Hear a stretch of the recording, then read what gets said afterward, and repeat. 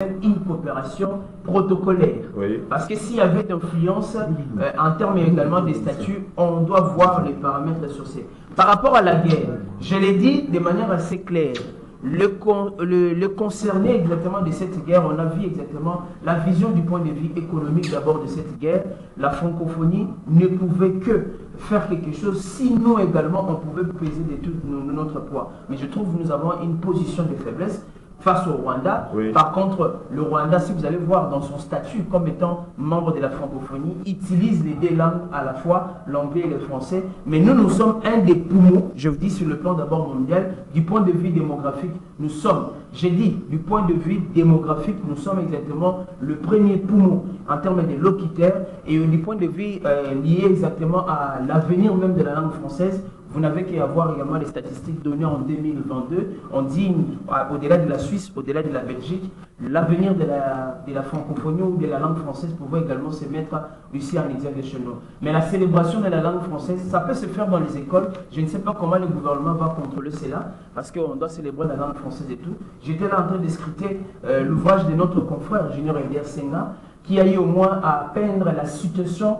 profonde à la fois de notre coopération avec la France, mais aussi l'influence de la langue française. Certes, c'est une décision prise. Je pense très bien on devait frapper fort, cela veut dire menacer, se retirer même dans certaines agences exactement de la francophonie pour lancer un message fort. Parce qu'on ne peut pas continuer dans un grand ensemble également multilatéral où vous vous sentez non seulement paupérisé, mais aussi négligé. Décision saluée, mais ça n'a pas d'impact, ça n'a pas de force. À mon humble avis, il fallait au moins annoncer la suspension dans les différentes agences ou bien un retrait pour donner un message fort. Voilà. Très bien. Sans ce cas, je reviens à vous. La raison est fort et simple.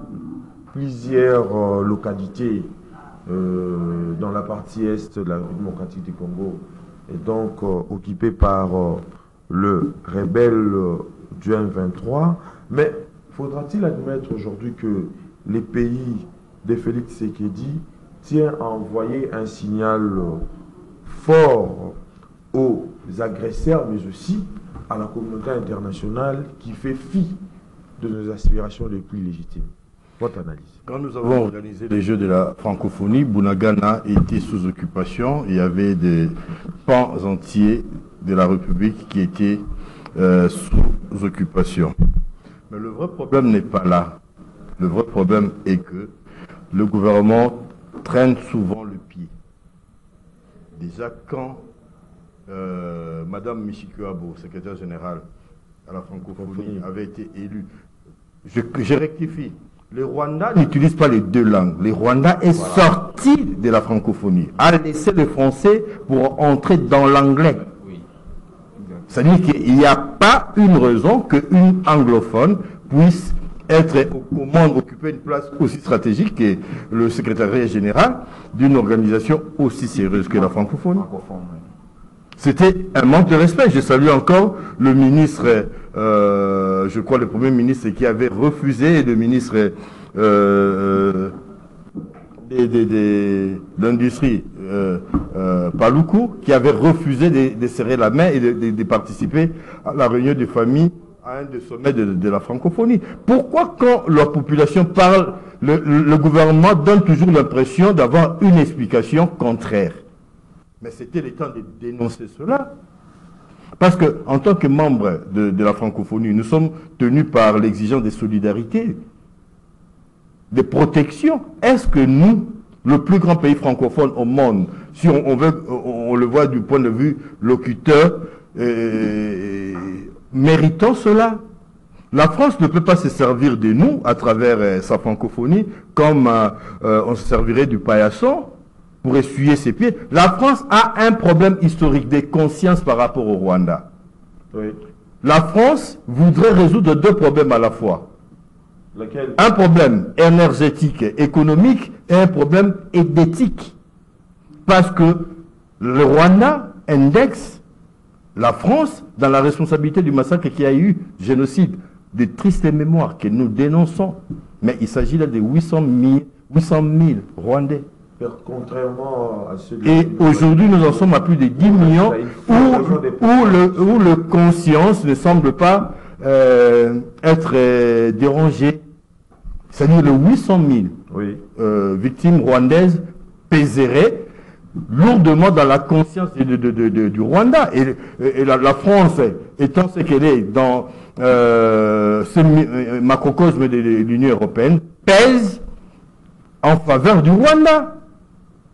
On a appris qu'il y aurait un projet d'exploitation du gaz de la Kivu, du fait de l'interruption de coopération avec la Russie, la guerre entre l'Ukraine et la Russie. Donc la solution pourrait être dans le lac Kivu. Mais ils ne viennent pas chez nous, ils vont au Rwanda.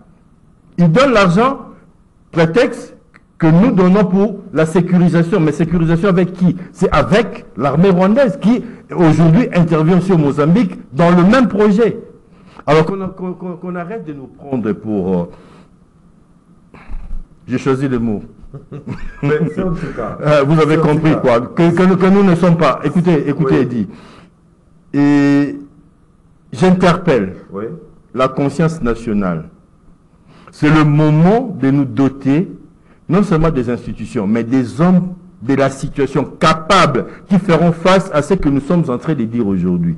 Le futur Premier ministre, les futurs membres du gouvernement ne devaient pas être des pantins, des gens de pacotilles, devaient être des gens vertébrés, capables de discuter avec le Michikiwabo, de discuter avec le messieurs et dames de la francophonie, les messieurs et dames de l'Union européenne. On a vu ceux qui sont allés à l'Union européenne. Et j'ai comparé ce que nous avons vu quand on était petits. Pingaka Senda, Maître Nini, et Maître Kamanda, qui sont allés dans ce même pays parler de notre cause, plaider notre cause. J'ai trouvé que la balance était à défaveur de ce que nous avons eu là. C'est-à-dire, nous avons besoin, sa prétention de minimiser qui que ce soit, mais je le compare, mon unité de mesure, c'est la situation, la gravité de la situation. Il nous faut des femmes et des hommes de situation, de premiers ministres, des ministres, des vice-ministres, de présidents de l'Assemblée, des assemblées, au niveau de l'Assemblée nationale, du Sénat, même au niveau des assemblées provinciales, parce qu'aujourd'hui, n'oubliez pas que dans le cadre de la décentralisation, on a la coopération décentralisée. Les villes, les provinces peuvent entrer en collaboration avec d'autres villes, dans le sens de jumelage et tout le reste. Vous ne voyez pas que le pays d'Étienne, de Félix Tshisekedi, plutôt pourrait déjà, je dirais, va continuer à saisir la moindre opportunité qui se présente devant elle, notamment les cas de Luvungu, qui a eu à lancer un signal fort à l'endroit de la communauté internationale au cours d'un match, mais aussi également dans le match qui a opposé la République démocratique du Congo et la Côte d'Ivoire. Vous ne voyez pas que tous ces gestes prouvent à suffisance que le pays a voulu vraiment que cette situation ne puisse pas s'éterniser. C'est très important d'utiliser tout ce que nous avons, parce que si vous avez un serpent dans la maison, vous pouvez utiliser tout ce que vous avez sous la main. Donc, je suis d'accord, je suis d'avis que tout ce qui peut mobiliser l'opinion internationale sera toujours le bienvenu. Mais, bémol, nous ne devons pas rester dans cette forme de théâtralisation. Passez-moi l'expression. Il faut passer à la vitesse supérieure. Aujourd'hui, nous détenons le lithium. Nous détenons le gaz. Nous détenons le coltan. Mais pourquoi ne pas en faire un instrument de négociation à l'international? Ils peuvent voler, ils ne peuvent pas tout voler. Parce que les firmes font... Les gens ne le savent pas, peut-être. Mais tous les grands constructeurs automobiles viennent ici discuter avec les Julien Paluku. Il y a une fois qu'il devait être organisé, je ne sais pas si ça a été fait, avec tous les grands constructeurs. Parce que dans le cadre de la transition énergétique, on aura besoin du Congo.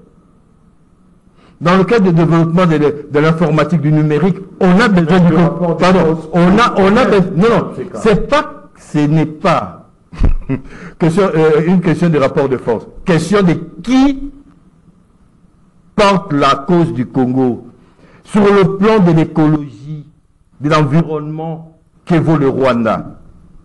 Mais nous avons le moyen aujourd'hui de plaider sans tirer un coup de fil, un coup de feu, pardon, la cause du Congo. Parce que si le Rwanda a réussi à faire le chantage à cause du génocide, mais nous, on a plus que ça. Le problème, à mon sens, à mon humble avis, il faut mettre des hommes, des situations, des hommes qui mettront ces gens-là face à leurs responsabilités. Et c'est possible. Il y a une chaîne de télévision qui a retransmis le match de la CAN que vous citiez, qui avait refusé de diffuser la réaction du public, mais par après, elle a fait le rétro-pédalage, elle a fait des éléments pour se rattraper, mais c'était déjà peine perdue. Pourquoi nous? Et puis ce qui me tue, c'est de voir nos officiels, quand ils ont quelque chose à faire, ils passent sur ces médias-là. Ils y vont. Alors que ce sont des médias de propagande anti-RDC. Après, nous nous plaignons, comme on se plaint maintenant, parce que le territoire est occupé, mais le territoire l'a été depuis très longtemps, même pendant qu'on organisait des Jeux de la francophonie. Trouvons des arguments vrais, soyons des hommes, plaidons la cause du Congo. Si cela peut nous coûter, quelques avantages sur le plan personnel, mais travaillons pour le Congo. Travaillant pour l'intérêt du Congo. Changeons de registre cette fois-ci. Parlons de la décision du gouvernement, également de la République démocratique du Congo, sur la levée du moratoire en ce qui concerne l'exécution de la peine de mort. Emmanuel Tshibambe. Oui, Eddy Kabia, merci pour la question. Ça tombe vraiment bien que j'intervienne quant à ça. Oui. Vous savez, il y a un problème dans notre vie. Je l'ai toujours dit, à chaque fois quand je passe sur le kiosque, je ne cesse de rappeler que nous, intellectuels congolais, avons un problème. Même avec un passé récent, nous avons un problème avec un passé récent. Cher ami, moi, je voudrais d'abord vous dire que moi, je m'aligne du côté des rétentionnistes. Moi, je suis un rétentionniste. Nous sommes en 2003. Le gouvernement prend une décision à l'encontre même du Parlement. Laquelle? Mais du fameux moratoire, de pouvoir surseoir, la peine de mort, tout ça. Or, ce sont des décisions qui devaient se prendre au Parlement. Il y avait un sujet, il y avait un débat houleux au niveau du Parlement, il y avait tellement des échauffourées par rapport au débat, et le gouvernement, de façon unilatérale, prend la décision de pouvoir mettre le moratoire, de surseoir la peine de mort. Mais vous ne voyez pas que c'était pour des considérations de clémence. Laissez-moi d'abord évoluer avec ma réflexion. Oui. Aujourd'hui, le président Félix Antoine Tshisekedi Tshilombo, un homme des droits, le père, les géniteurs de l'état des droits, qu'on le veuille ou pas, c'est ça la vérité, et c'est une vérité éternelle. Il a dit, écoutez, chez nous, il faut que nous exécutions l'état de droit. Qu'est-ce que cela veut dire? Toute décision restée en suspens doivent être rétablies jusqu'à ce que la vérité puisse jaillir. Qu'est-ce qu'on a fait? On a remarqué que dans plusieurs secteurs de la vie, il y a des choses, il y a des gens qui complotent contre l'État, notamment. Nous avons clairement tous ici que l'armée a été infiltrée, tout ça, la guerre à l'Est. Il y a de ceux-là qui se servent des vies humaines pour leurs bénéfices. Alors, on a estimé que voilà, il serait plausible que nous puissions lever ce moratoire-là qui allait à l'encontre de la décision du Parlement. Que nous puissions rétablir le fait en tant que tel. Le gouvernement de la RDC, qu'a-t-il fait? Le gouvernement a demandé que ce moratoire ne soit que levé, que nous puissions rentrer dans le fondamental. Si demain, ça maintenant c'est moi qui réfléchis, si demain la question est répondue au niveau du Parlement, que le Parlement puisse trancher si on va abolir ou on va retenir. C'est tout simplement la décision qui a été prise. Nous voulons rentrer, mais nous voulons remettre toutes les choses dans les normes possibles. Il ne faut pas qu'un gouvernement soit omnipotent, qu'il vienne imposer au Parlement un moratoire. Non! Il faut que, parce que nous connaissons tous, les lois sont confectionnées au Parlement. Il faut que cette loi soit traitée au Parlement. Si le Parlement va choisir pour l'abolir ou pour la retenir, c'est ça la question tout simplement. Et le gouvernement a demandé que que ce moratoire ne soit que levé. Et que demain ou après-demain, ce sera au niveau du Parlement, c'est là où on confectionne les lois. Si on va continuer avec, si on va retenir bien entendu la peine de mort, ou soit on va l'abolir. C'est tout simplement ça. Donc moi j'estime, avec tout ce qui se passe au pays, avec tout ce que nous connaissons, avec la traîtrise des gens qui complotent, qui conspirent contre le pays, moi je pense que la levée de ce moratoire s'avère impérieuse. Il faut vraiment que cela se fasse ainsi. Tous ceux qui seront accusés par la traîtrise puissent subir la loi. Et puis, cher ami, vous verrez même tous ces pays-là qui vous disent voilà, l'Union européenne, l'Union européenne, oh, le cardinal, eux, ceci. Cher ami, il faut leur rappeler, aux États-Unis, il y a certains États, jusqu'au jour d'aujourd'hui, appliquent la peine de mort. D'ailleurs, là, c'est encore plus grave que chez nous. On vous place sous la chaise électrique, on vous électrocute et vous périssez. En Chine, la peine de mort existe. En Russie, ils appliquent la peine de mort. Même en Afrique, le Nigeria applique la peine de mort. En Afrique, le Nigeria applique la peine de mort. En Égypte également. Mais quand les gens pensent que c'est une invention congolaise. Non. Mais quand le régime de Kinshasa s'offre une arme efficace pour faire taire les voix discordantes face à cette mesure, vous ne voyez pas qu'il y a un sous roche quelque chose? Non, il n'y a pas un sous roche. Je vous ai dit, Edi Kabea, nous tous, à moins que autour même sur cette table qu'il y ait des étrangers. Je pense que si vous sortez même sur la rue, dans des quartiers, nous avons une chanson vraiment qui devient rhétorique. Les gens vous disent, voilà, il y a l'infiltration, il y a la traîtrise, il y a même au sein de l'armée, il y a quelques jours passés, on a appris la fameuse histoire, bon je ne vais pas trop en parler parce que j'en connais peu, avec le général Chiko Chitamwe, vous avez appris quelque chose, il y aurait, je ne sais pas le conditionnel, une sorte qu'est-ce qu'on dit en armée, bon je ne maîtrise pas les termes de l'armée, mais on vous dit qu'il y a eu des coopérations entre nos militaires et les ennemis qui ont voulu faire ceci, bypasser même le complot. Oui, ces histoires-là doivent être découragées. Ça doit être découragé, parce que nous voulons gagner la guerre. Mais comment nous allons gagner la guerre tout en hébergeant les gens qui complotent, qui conspirent contre la nation? Nous devons décourager certains actes, certains comportements. Moi, je pense aujourd'hui avec l'application. Parce que moi, depuis la nuit des temps, j'ai toujours été rétentionniste. Ça, vraiment, c'est ça ma position. Jusqu'à ma mort, je resterai rétentionniste par rapport à cette peine de la mort. Moi, je suis parmi de ceux qui veulent retenir cette peine-là. Donc, ça veut dire, pour que nous arrivions à la hauteur de ce que nous déplorons, nous devons adopter un certain comportement. Ça veut dire qu'on vous envoie, on vous donne tout le bien de la République d'aller combattre les ennemis. Vous arrivez là, vous en faites mauvais usage.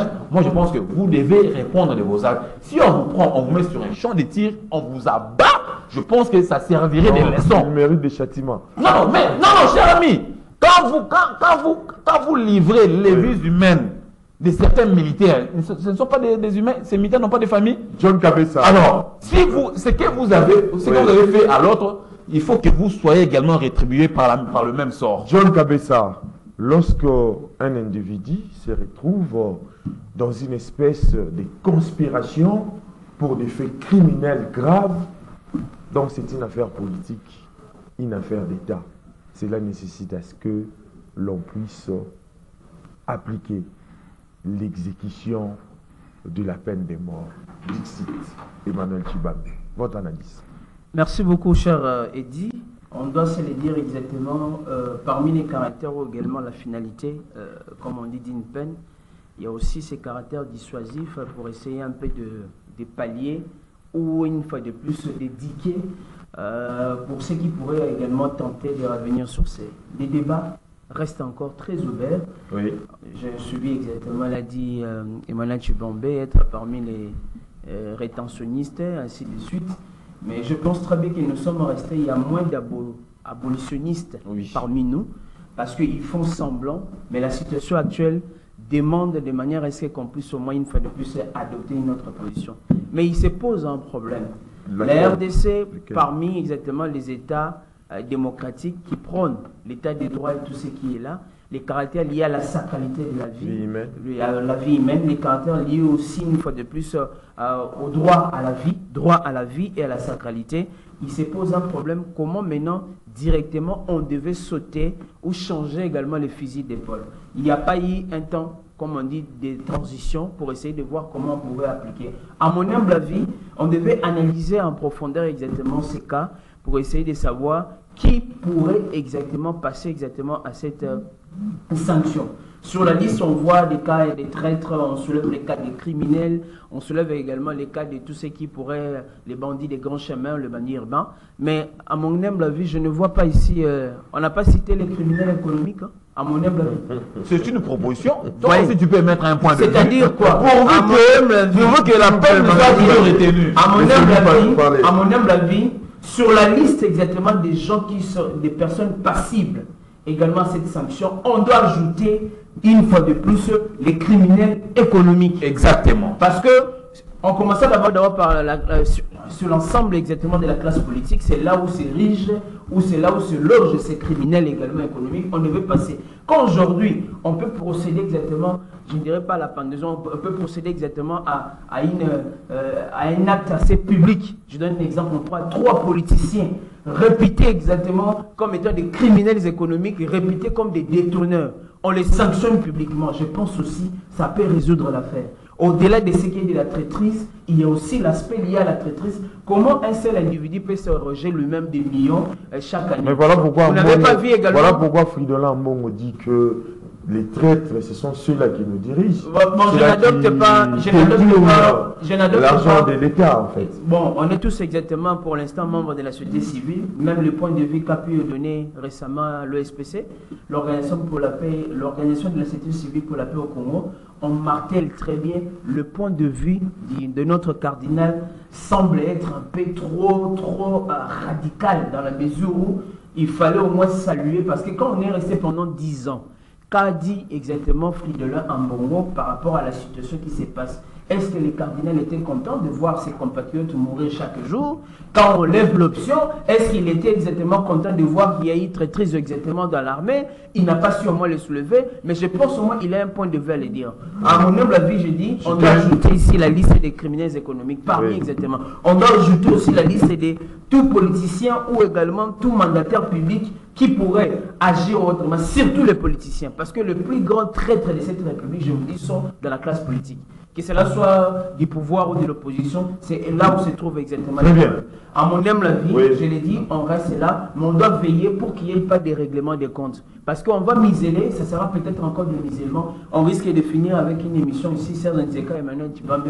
On dit voilà, vous avez tenu des propos qui ne tiennent pas. Votre liste, votre nom se retrouve de l'autre côté. Non, le gouvernement a énuméré. Vous vous rappelez encore du communiqué du procureur. Pour... J'ai dit, vous vous rappelez encore du communiqué du procureur qui nous a rendu tous ici silencieux. On devait analyser, on a du mal à analyser parce que le procureur pouvait le faire. Très bien. Voilà un peu les points de vue. Serge Nzeka, pour ceux qui critiquent la décision du gouvernement, notamment John Kabessa, Fridolin Ambongo, il faut également les inviter à confronter la réalité brutale des crimes qui argumentent aussi devant les fils et filles qui ont vu leurs proches assassinés par notamment les bandits urbains, mais aussi par rapport à la situation à l'est de la République démocratique du Congo.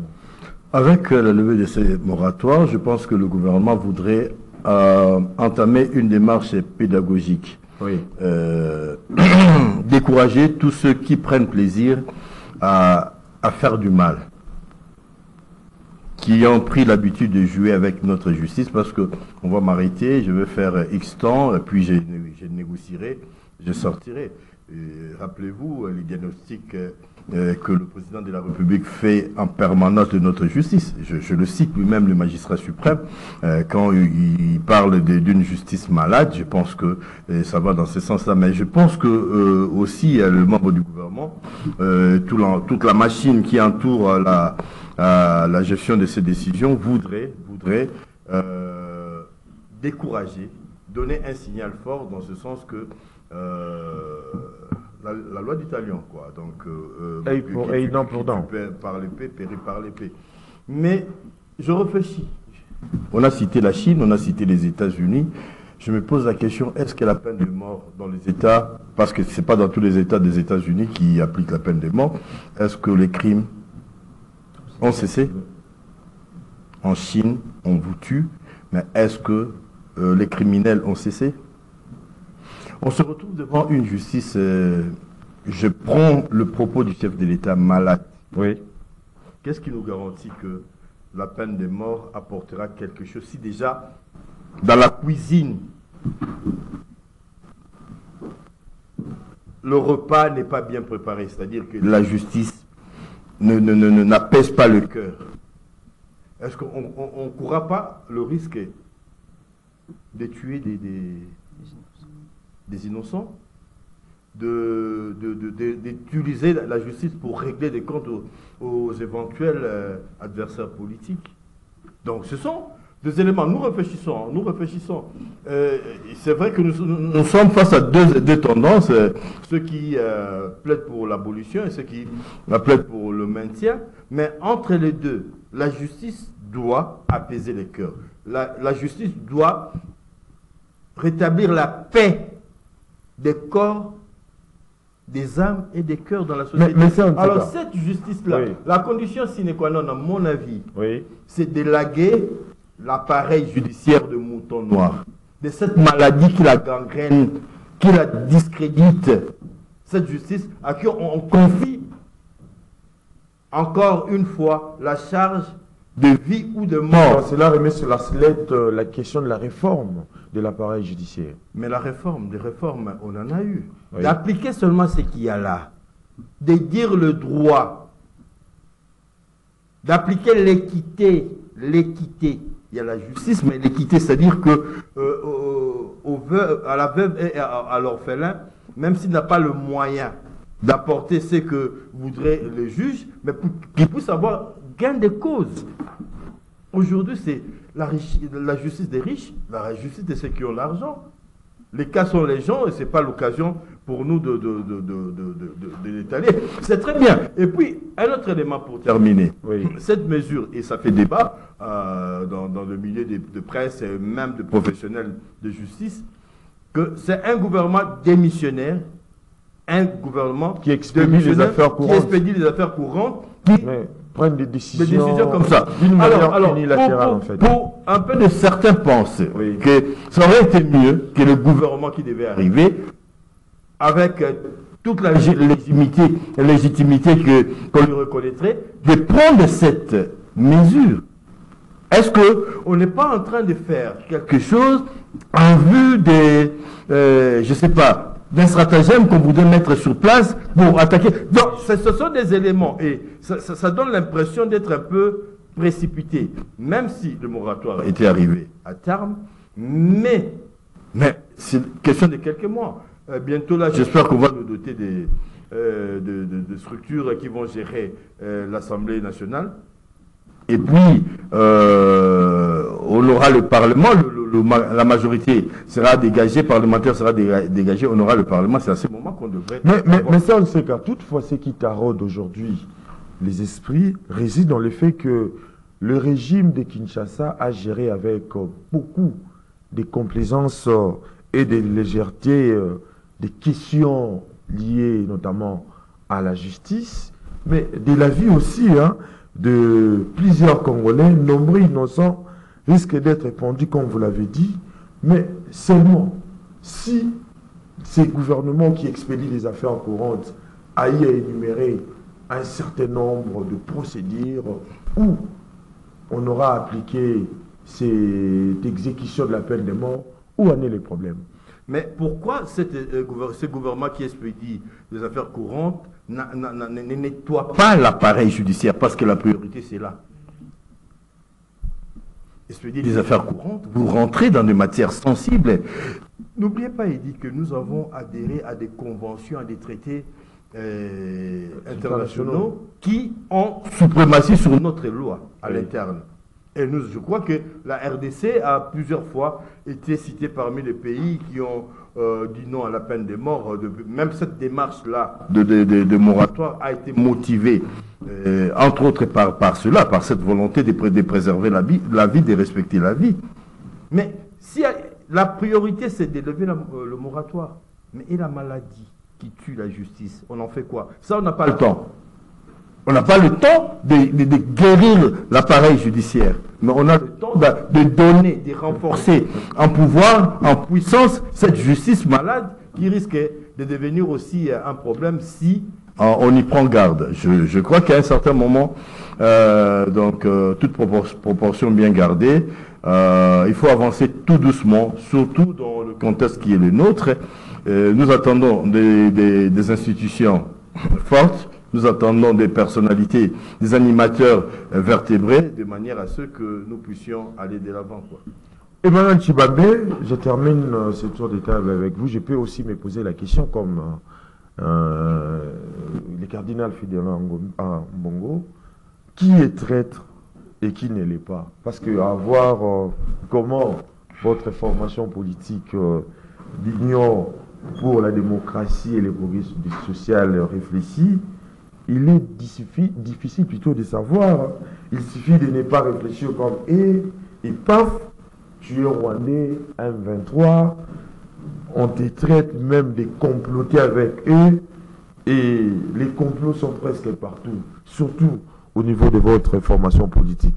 Votre analyse? Non, cher ami, je pense que c'est lui qui, le géniteur ou le dépositeur de ses propos, n'a pas raison. Ça, je l'affirme. Là, vous faites raison à Fidèle Mbongo. Il n'a pas raison. Pourquoi? Parce que il faut lui poser la question. Oui. Hein, il faut vraiment lui poser la question. Je n'ai même pas cité son nom. Moi, je suis catholique. Je suis catholique, même si je me suis découragé un tout petit peu par certains cadres de l'Église catholique, entre autres par le monsieur dépositaire de ses propos. Il faut lui dire ceci. Pourquoi toujours il faut intervenir a posteriori? C'est ça aussi le problème. Et puis il faut le renseigner. Il semble faire des études plus que moi, entre guillemets. Qu'est-ce qu'est un moratoire? Ce n'était pas une loi confectionnée ou bien établie au Parlement. C'est un moratoire. Ça a un délai. Un moratoire, c'est un formulaire. Mais le délai n'est pas bien défini, d'autant plus. Non, mais écoutez, même si le délai n'est pas. Même si. Depuis 2003. Et puis, il faut demander à ce monsieur de se référer en 2003. Comment est-ce que ce moratoire a été pris? De quelle manière? De façon unilatérale d'ailleurs. Ce n'était pas au gouvernement de prendre cette décision. Il fallait laisser le Parlement prendre cette décision. Mais nous voulons rentrer dans le fondamental tout simplement. Félix Tshisekedi, c'est un démocrate. Toute décision qui sera prise, ça se fera de façon démocratique. Pas par la volonté d'un individu, non. Il faut éviter les règlements des comptes, en fait. On règle des comptes à qui? Mais si vous avez des cas d'illustration, dites-le moi. Et je vous expliquerai, on règle des comptes à qui? Peut-être à l'opposition, en fait. Mais qui est de l'opposition? Qui est celui-là de l'opposition qui a commis des actes qui sont repris par rapport à la levée de ce moratoire? Non, cher ami, je voudrais ici rappeler à tout le monde, toute loi au monde a un caractère discriminatoire. Sachez bien, il y aura de ceux-là de l'opposition qui vont se retrouver dans cette levée-là, même de la majorité, si vous voulez bien, même de l'union sacrée, que ce soit de l'union sacrée et de la majorité, il y aura toujours de ceux-là qui vont se retrouver par rapport à cette levée du moratoire. Et pour les cas de détenus, comme l'a dit John Kabessa, il faut ajouter quand même cette incise. Mais écoutez, si cela est de bonne loi, pourquoi pas? Moi, je suis rétentionniste, quelle que soit la catégorie. Ici, John Kabessa est dans la catégorie. Mais lui et moi sommes d'accord par rapport à la rétention. Voilà pourquoi Fidèle Mbongo dit que... Non, il ne faut pas... Écoutez, il ne faut pas citer le nom de certaines personnes qui sont indésirables au pays. Il ne faut même pas les citer le nom. S'il vous plaît. Moi, je n'ai pas cité le nom de qui que ce soit. Je n'ai pas cité le nom de qui que ce soit. Je vous demande tout simplement de ne pas citer certains noms qui sont indésirables. Point. Barre. Ça c'est moi qui le dis. Si vous voulez que je répète, je peux me répéter. Je dis ceci. Il ne faut pas citer les noms de gens qui sont indésirables, certaines personnes qui sont indésirables au pays. J'avance avec ma réflexion. Mais l'extrême diversité de l'emploi de ces mots-là, indésirable, à un cardinal, vous ne voyez pas que c'est là qui vous êtes journaliste. Oui. Moi, je ne vais pas citer les noms de qui que ce soit. Vous êtes journaliste. Mais vous adressez à qui? Laissez-moi vous faites allusion à qui? Laissez-moi, écoutez, moi je réfléchis. Vous ne pouvez pas m'empêcher de réfléchir. Oui. Vous ne pouvez pas m'empêcher de réfléchir. Moi, au moins, je ne réfléchis pas par procuration comme d'autres personnes. Comme ceux-là dont vous citez les noms. Prenez votre micro et votre caméra. Faites même le tour de la ville. Jaugez la majorité de la population. Vous verrez que les gens vont soutenir mes propos. Je m'arrête là tout simplement. Je dis ceci. Il faut demander à nos amis. Il faut leur dire que le moratoire avait un caractère temporel. Oui. Et c'est ça même la nature d'un moratoire. Et la décision qui a été prise en 2003, c'était une décision émanant du gouvernement et non du Parlement. Or, dans le cas d'espèce, nous connaissons tous que les lois sont faites, confectionnées par le Parlement. Ça, c'est moi qui réfléchis maintenant. Peut-être la levée de ce moratoire va stimuler à notre Parlement. Je dis peut-être, ça c'est moi qui réfléchis, hein. Vous direz, c'est l'Union sacrée. Non, ça c'est moi, Emmanuel. Oui. Peut-être la levée de ce moratoire va stimuler au Parlement de pouvoir encore rediscuter par rapport à ces dossiers, soit de l'abolition ou de la rétention. C'est tout simplement ça ce que je vais intervenir. Très bien. Vous avez quelque chose à ajouter? Dernier mot, je dis la précision que Emmanuel Tshibambe n'a pas les thermomètres exactement de rendre les gens désirables ou indésirables dans l'opinion. Oui. C'est un point de vue. Et c'est la même chose aussi, on peut poser la question. Mais en quoi cela ça vous blesse? J'ai dit. Ça c'est ma réflexion à moi. Votre réflexion, mais les propos ont été forts. Dans la mesure où si on prend même les micros, on essaie un peu de questionner les gens ici pour demander si les politiciens actuellement. Vous savez combien les fidèles catholiques ont quitté l'église catholique à cause des individus? Le problème est que les propos étaient forts. À cause des deux individus dont je ne vais même pas citer les noms. Je n'ai pas donné les derniers noms. La réflexion est simple. Oui. En 2003, il fallait vous rappeler, nous étions en pleine transition. Il y a une grande personnalité qui était là, c'était Jean-Pierre Bemba. Si vous allez faire l'analyse, je vous ouvre exactement le cerveau. Oui. C'est Jean-Pierre Bemba qui était aussi parmi les vice-présidents de la République. Il revient, cette question surgit encore. Pour dire qu'il y a un grand intérêt qu'on puisse réfléchir froidement, qu'on puisse au moins voir comment le faire. Sinon, je dis, la RDC rejoint le Botswana, rejoint même les pays. Juste un mot, j'aurais aimé avoir un peu de temps pour m'exprimer, mais j'ai dit à Tshibambe que l'initiative de la loi peut provenir de l'Assemblée nationale ou du gouvernement. Donc le gouvernement peut faire de projets de loi et le soumettre à l'Assemblée. C'est pas seulement l'apanage de députés. Donc pour le reste, on aura le temps. Mais vous verrez la 30 secondes. On est derrière les temps, nous sommes arrivés à la fin de cette émission. Merci de l'avoir suivi. Merci à Doudou Montiri qui est d'ailleurs venu en retard pour réaliser. On se retrouve prochainement avec les autres invités. Mais d'ici là, portez-vous bien, bon petit des programmes sur Canal Télévision.